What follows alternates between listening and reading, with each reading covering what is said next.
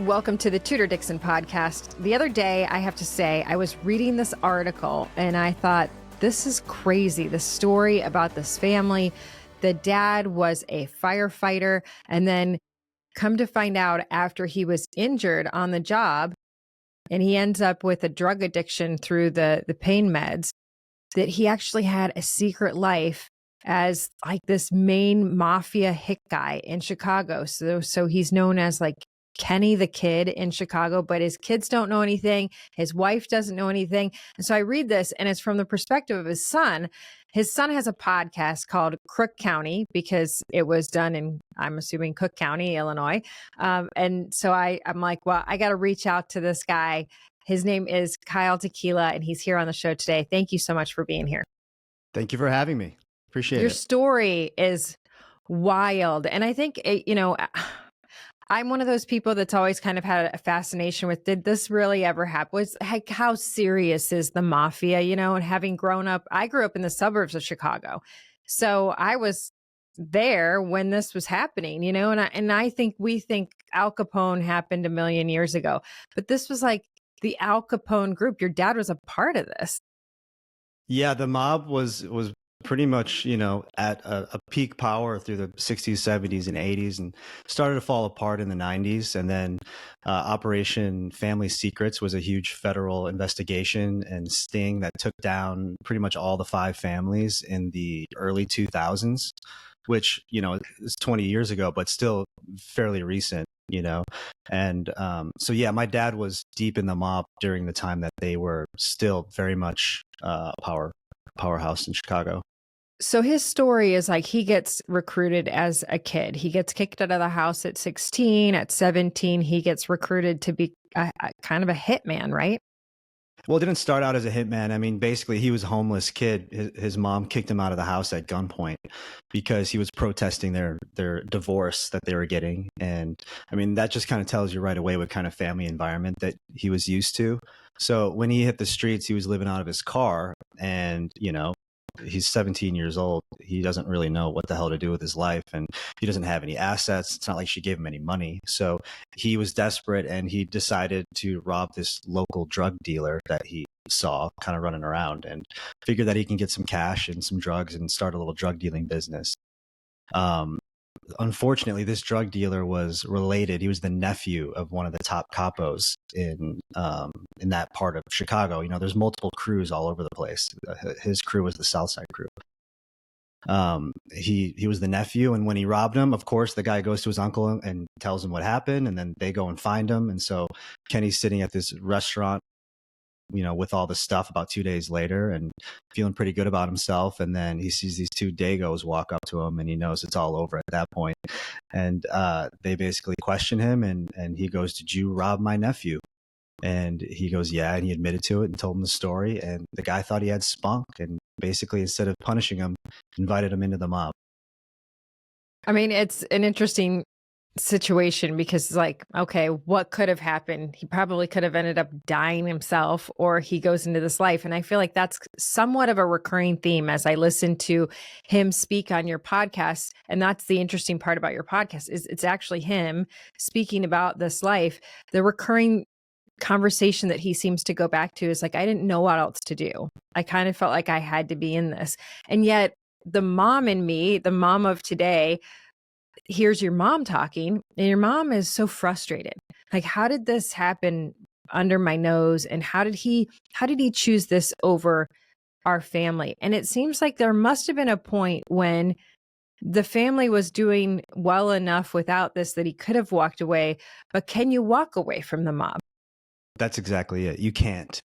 Once you're in, and once you've done the things that he did, kind of going back to what we were saying, like, he didn't start off as a hitman. He kind of started off as almost like an apprentice, and he would follow people around, and he would learn what they do. He learned, what this person does and what this person does. And, his first, I guess, real career in the mob was running their whorehouses, or one of the whorehouses, and it ended up turning into multiple whorehouses. He was like one of their top managers who ran these clubs, and these clubs are where a lot of extortion happened, and where they got a lot of their leverage over elected officials and the sheriff, et cetera, because they all got their kinks and they all go to this place, which is safe and very well regulated. They tested all the girls, like the way my dad explains it to me. It's very professional, very businesslike. But of course, it's still mob related, and there's a lot of crazy stuff that happens. And, there was a robbery at one of the clubs, and it was actually an inside job. It was discovered, and they tasked my dad with taking him out, and that was his first hit. And so, they realized that he could do that, and he had that in him. And then that's when that started, but that didn't start until his, early 20s. So he was probably in the mob for about 5 years before he did his first, hit. But he became a very trusted man, and they could rely on him. But you're right, when he was 28, he wanted out really bad. And, he was about 10 years, 11 years into the mob at this point. And he had been studying to become a firefighter paramedic after being inspired by watching American Airlines Flight 179 crash right out of O'Hare Airport, which killed about 280 people. It was the largest domestic airline crash in history. And I think it still might be. And he said he was close enough to that crash. This was 1979. That he could feel the heat of all that jet fuel burning. That O'Hare is very near where one of the clubs was that he was working that night. And that inspired him, seeing all these people go in and try to save the day. And so he'd been studying on his own to become a firefighter paramedic. And when he was 28, he passed all his tests. And he basically asked the same guy that recruited him into the mob, that same capo, if he could go and try to start a civilian life. He had been dating my mother for years, and they had a serious relationship, and they wanted kids. And they basically made a deal that he can go and do that. He can have his little life, but when they call on him, he needs to answer. And so that was their agreement. So basically they had an inside man in the Chicago Fire Department doing their dirty work as a first responder whenever they needed him to. So it kind of worked both ways. Wow. And so you have to think about the psychology behind that for your dad too, to see that tragedy happen while he's working at a club owned by the mob, and then saying, man, maybe that's what I want to do. There's got to be some part of you that feels so much guilt that you have to replace that with heroism. So here you have a guy who can save lives and a guy who can take lives. Yeah. A hero by day and hitman by night. That's pretty wild. And you guys don't know any of it. No, not until 2013. And I was 28 at that time, which is kind of funny because he was 28 when he decided to go, become a civilian. But yeah, we just thought there's so much here. Obviously, this is there's a lot of threads to this story, so it's hard to kind of crack it all in a couple minutes. But yeah, so he had, like you said in the beginning, he had this really bad injury as a firefighter, and at that point I was like 13 or 14 years old. So we had been living a very normal suburban lifestyle in West Chicago. And he really was your hero. Oh yeah, he was a wonderful dad. He was so big and charismatic and, the center of attention always. He just had this electric personality, and he was a special guy. And then, you could really start to see the change after that accident happened. He's on a lot of opiates at that time because the pain was so bad. And of course, like a lot of people, they have the same story. The opiate pills are not enough, or the doctor stops prescribing them, and they have to take to the streets to continue their addiction to it. And that's what happened. He started doing heroin, street heroin, and then it just completely overtook his life, and everything changed. Basically, by the time I got into high school, by the time I got out of high school, like it was one man, and then by the end of it, he was a monster. And for me, that was really hard because I didn't understand why. He had everything. He had a great family. We had a great family. We had a great life. We were happy. I remember being a kid and being like, wow, like I'm so lucky. My parents aren't divorced. I had so many friends who had divorced parents. So it was hard. It was a shock to me. And so I left home. I went to college, and I basically just focused on my life. I couldn't deal with the pain of home selfishly, but I was young and immature. And I didn't want to deal with it. And started my career in film and TV, which is something I always wanted to do. Met my wife when I moved to Atlanta right out of school, and got married really young, got married at 23. And I think that's one of the reasons why I got married really young, because I wanted to build my own family and kind of like erase the pain of my first family. And so I lived my life, and I was estranged from my father for 5, 6 years. We'd every now and then talk on the phone, but it just got less and less and less until there was none for several years. And then he called me in 2013. I'd been living in LA. I'd already deep into my career. I was already married, and we were talking about having kids of our own. And he calls me and he says, "This is it. I need help, or today is my last day." Come to find out later that he had a gun in his hand and he was going to kill himself. So flew him out to LA the next day. I had no idea what to do. So I just kind of figured out how to deal with the rehab thing and booked him at a spot and dropped him off. Picked him up at the airport, dropped him off, and didn't talk to him for a couple of weeks until he, you do this detox thing. And so once he got through detox, we started talking again. And that's when you can see the change in him. You can see that he was starting to wake up. And that's when he started laying these little hints on me, like, you don't know anything about me. There's so much, I need So to tell you're an you. adult before you even know. 100%. I just thought he was a fucked up heroin addict. Like, Oh my gosh. And that's bad enough, by the way. And your mom doesn't know either? No. And, that's one of the things I had to dig into, because I'm like, how did you not know? Yeah. They've known each other since he was 19 and she was 20. So he was working the clubs and, he was on the scene and hanging out with all these, big mafia guys. But she didn't know. She admits that she was very immature and ignorant of all of it. And there's a term, ignorance is bliss. And I think that really totally applies to my mom. And willful ignorance too. I think if there was something nefarious going on, she would willfully ignore it. What was her family life like before that? Well, she has a lot of daddy issues. Let's put it that way. Because and not to like try to dig into that, but it seems like, man, that's what we're doing. We're really digging wanted that perfect life, So 100%. it was almost like she was looking past everything else, because she's like, I've got the 2 kids, the white picket fence, I'm good. That's exactly right. And the reason is because her dad died when she was really young of cancer. And then a year later, her brother died of leukemia, her older brother.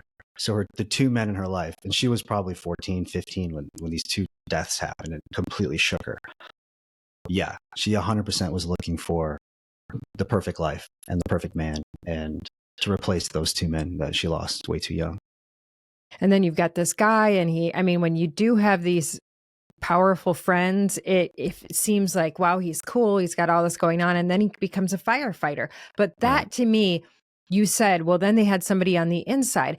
But you talk in the podcast about how they owned cops, and that is so awful in my mind, because but honestly, before I got into the political world, I had this Pollyanna view of people going to service because they want to save people. They're all good-hearted. Like, I just don't know what I was thinking. I just didn't realize the amount of corruption.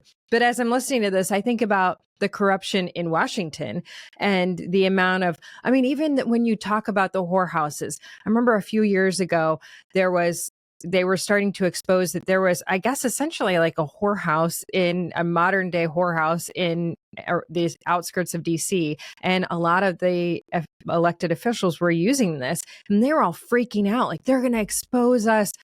But how do people get trapped in this? How deep does this go? What does owning cops mean? There's a lot there. Well, there's a line that my dad says in the show where he goes, "Guys are horny bastards."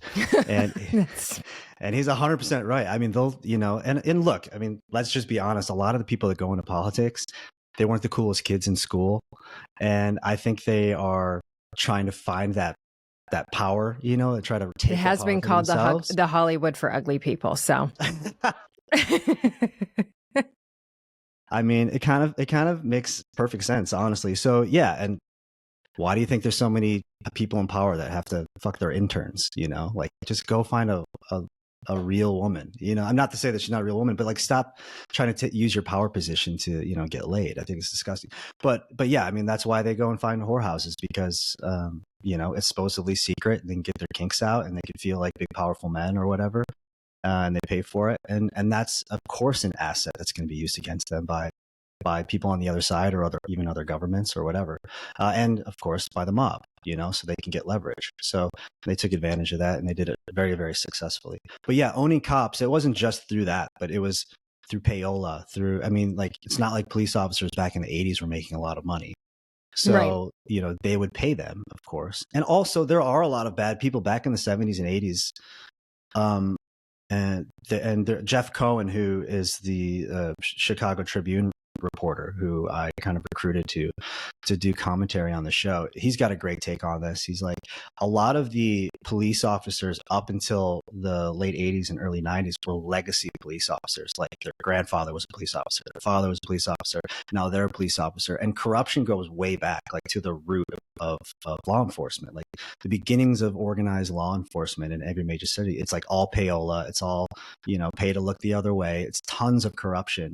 And they knew that. And that was half of their business, was just getting payola. They were basically like their own little mob. And so a lot of that, like, is trickle down tradition.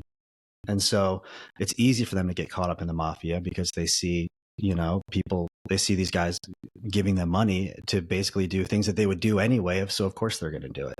And it wasn't until there was all this, like, internal affairs and, investigation stuff and hiring outside of the family legacy, so to speak, that started to kind of come to an end. And, it's obviously not the same now. Of course, there's still people that are corrupt, but back then it was very different. So what was the real business of the mob in Chicago? I mean, I see that the whorehouses could be big business, but there had to have been more than that. There had to have been something else that was gluing this all together. Sure. Well, I mean, a lot of it is like, what's the stereotype? They always own waste management companies and construction companies. Well, how do you think they get those giant contracts? A lot of those are government contracts, like federal buildings or like huge commercial buildings. So they're making legitimate money through nefarious means by leverage. It's not like there's a bidding system and then they got the fair bid and waste management comes in handy when you're murdering people. Yep, you said it. Gosh. I mean, honestly, I feel like it's something we all watched at movies growing up and we were like, oh, that's crazy. But your dad lived this. Yeah. There's a lot of stuff that I can't even put in the show just for safety reasons. And that was one of the things that we talked about before releasing the show, was how deep can we go? So I feel like we did a pretty good job of really telling the story, and so the audience can understand the world. And there's enough stories, like specific stories, to really like put yourself in there and like imagine yourself in these moments without having to literally dig up bodies or point the finger at someone and say that guy killed this guy or whatever. And we did that specifically to protect us, because we didn't want to be, a snitch or a rat or whatever. Like, you have to be really careful with that stuff even today. So, the way I describe the show is more of like a family show, a family drama with a father and a son kind of unraveling their relationship and the history of their family, wrapped in a mafia package. And it sounds like you've listened to a few episodes, so maybe you can agree with that if you've heard it. Yeah, family from the standpoint of it's about a family, maybe not listening to it with the kids. Definitely don't listen to it with the kids. Not that kind of a family show, but no, yeah. I mean, honestly, it's fascinating because, like I said, we've all kind of heard about this from the outside, and you've heard about the stories of somebody who had a double life. So it's kind of like a double whammy of everybody's sort of major morbid curiosities. What is the mob like? And what would it be like if we had a family member that we found out was having a totally separate life? And I think your mom, when I hear her, I probably relate most to your mom, because as the mom of the family, I think about, I can see how she would choose to not want to dig any deeper or question why you were seeing things. But you and your brother saw some things that I would say, like, in my life, it would have been really weird for me to see my dad have a road rage incident and knock somebody, like punch someone in the face on the side of the road. Multiple times, by the way. You guys it was like, you must have known something about keeping your mouth shut, because he wasn't violent at home, but you didn't say anything when he got back in the car. It's one of those things, like, you look back at it and you go, how did you not? But when you're 12 years old or 10 years old and you see your dad beat the shit out of somebody on the side of the road and then get back in the car and he's back to dad again, it shocks you. You have no idea how to deal with that. Yeah. I mean, it's weird. It's weird to look back at it because it feels like a dream. And those memories kind of faded away until I started talking to my dad, until he started opening up to me. And then all these things, these waves of things came back to me like, oh my God, oh my God, oh my God. Now it makes sense. But it literally felt like a dream. And so you kind of put it away like a dream, you know, it Yeah, wasn't I a real guess if thing you that don't have happened. the context of why it's happening, then your child mind would be like, wow, that's weird. Obviously, he's really mad. I'm not going to say anything. Don't want him to get mad at me. I mean, I imagine my own like situation with my kids. If I freaked out, I think they wouldn't think it was something deeper because you're a kid. But when you're listening to it at the time, you're like, oh my gosh, how do you not kind of start to put the stuff together? But your mom really seems like she's in the dark. And then she's even in the dark about the fact that he's an addict until, was it his brother that came to her and was like, he's an addict? Right. Yeah. Again, she had this willful ignorance, you know, and she's still, you know, I love my mother, but like she still kind of has this like fantasy like that she relies on in her head to kind of keep her from going absolutely insane. And so like you know, she doesn't even have a TV. She just watches home videos from like the good old days. It's like that's literally what she does. Like she's like reinforcing the memories that were good in her life, and like that's the family that she lives in her head every day, not the family that it turned into, you know. And that's hard. I mean, I don't even try to tell her not to do that anymore. I just say, you know, I just want my mom to be happy, and if that's what makes you happy, looking at, you know, home videos of us when we were 5 and 6 years old makes you happy, then good for you, you know.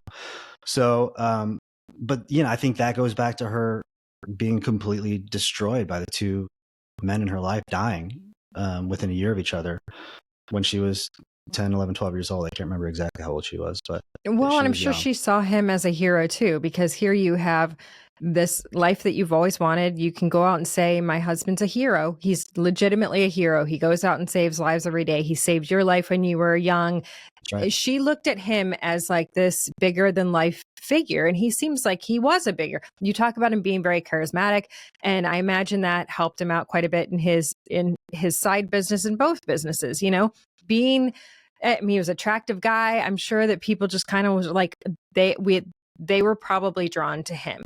And Very then much she so. finds out that he's an addict, and that starts, and you say through your high school years he really changed. Still, at what point did your mom find out that he was working in the mob? Because she says that she's taking him, I think, to rehab when he says, I've killed people, and holds his hand up to her head like a gun. Does she know at that point he really has?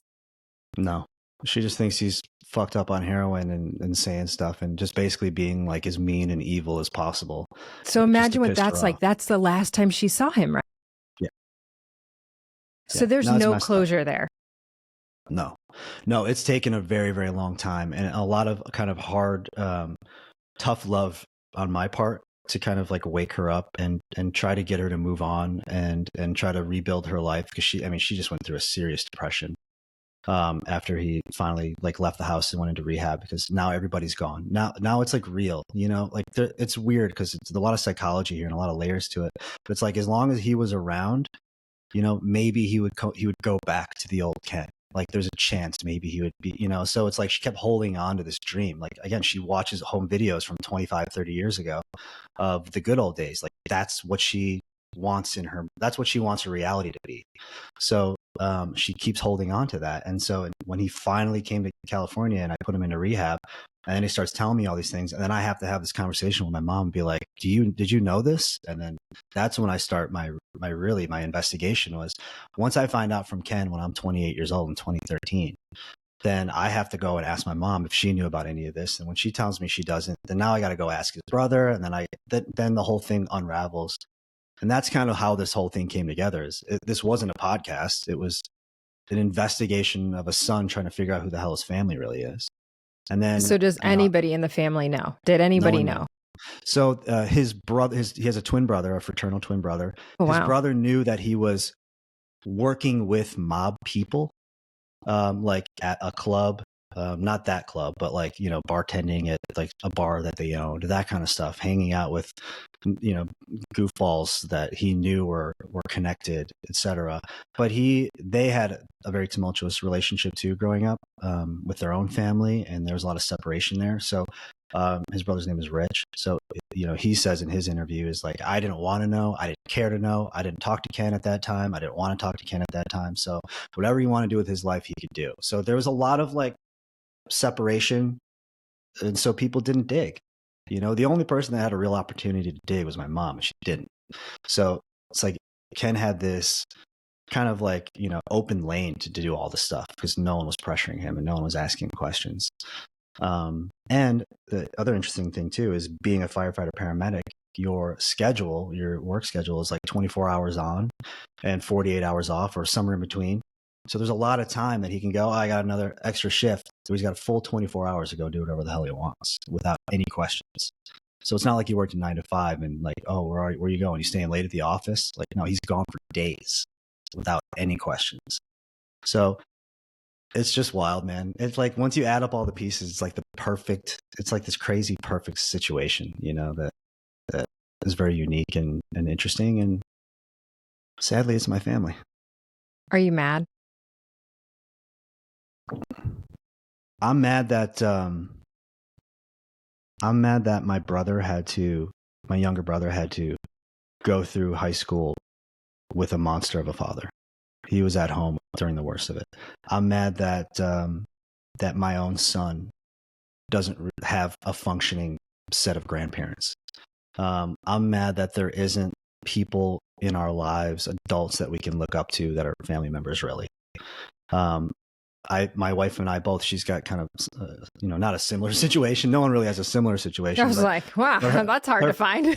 Her family's a little messed up too. She was like abandoned by her biological father as an infant, and she's had a couple stepdads, so there's no, like really, like we are the patriarch and matriarch of this new generation. Like we have to be the rock that the rest of that my son and his kids, if he has them, and and going down the line, like we have to be the foundation that starts this new family. And there's no one before us that we can rely on or point to, and that pisses me off. But it's something that I'm done being mad about it now. My son's 10 years old.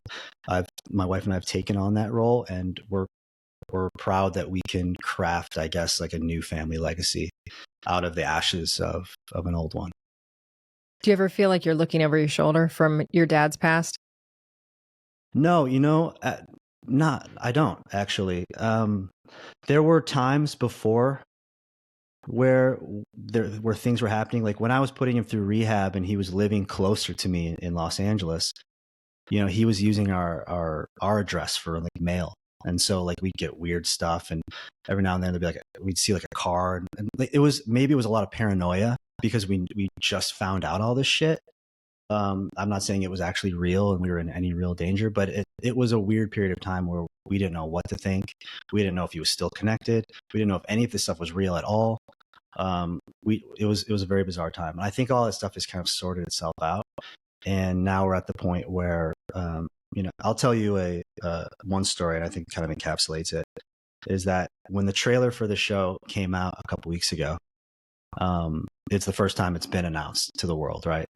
And within a day, I get a instant message, on Instagram, DM on Instagram from this guy, and it's a name that I know. It's a last name that is a historically very significant last name within the Chicago mafia. And so I'm looking at this last name and I'm going, oh my God. And so I DM him back and I go, I say his last name, like as in this guy, like as in the alias. And he's like, yeah, that's my grandpa. So I'm like, day one, I'm like, oh my God, I'm on the radar. That's when I started to freak out a little bit. And then a day later, I'm trying to like smooth it over with, I'm like writing stuff down. I'm like, hey, don't worry. I'm not snitching. I'm not this. I'm not that. Like, it's a really great show. You should give it a listen. Check it out. It's like nothing, like silence for 24 hours. So the next day, I open up Instagram and I see a message from him, and it's like, this looks insane. This looks so cool. I actually have my own book and I'm trying to get a screenplay going, and we should talk about maybe doing like a podcast. So it's like, oh, these guys just want to tell their story. Like there's no longer that like take the guy out for talking. It's like, no, they all have their story. The mob is not what it used to be. It's still around, but it's not what it used to be. A lot of these guys have legitimate businesses, and a lot of their, their children and their grandchildren live very, very normal lives that are not connected to the mob. And people just want to tell their story. I think we're kind of in the clear. It's interesting. I mean, I think that's the number one thing when people start listening to this, like, how can you talk about this? How can he talk about it without getting in trouble legally? That would be, I think, realistic than some kind of mob retaliation. Is some old Fed listens to it or whatever and goes, oh man, that sounds like this. That's a possibility. Absolutely. And that's something that we did talk about. I talked to a criminal defense attorney and he's like, do not release this. It's like, unless your dad is dead or in jail for the rest of his life, do not release this.